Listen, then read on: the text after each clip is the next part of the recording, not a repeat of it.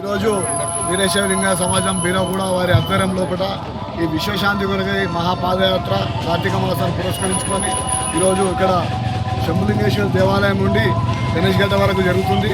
ఇది చాలా మంచి పరిణామం. కార్తీక మాసం అంటేనే శివకేశవులకు అత్యంత ప్రీతికరమైన మాసం కాబట్టి ఈ మాసంలో ప్రతి ఒక్కరు కూడా కార్తీక భోజనాలు వన భోజనాలు చేసుకోవడం జరుగుతుంది. ఈ మాసంలో ఈ జిల్లాలోనే ఇది మొదటి కార్తీక మాస పాదయాత్ర. రేపు రెండవది సదాశివపేట నుండి తంగడపల్లి వరకు జిల్లా ఆధ్వర్యంలో కూడా అదొక పాదయాత్ర కూడా చేయడం జరుగుతుంది.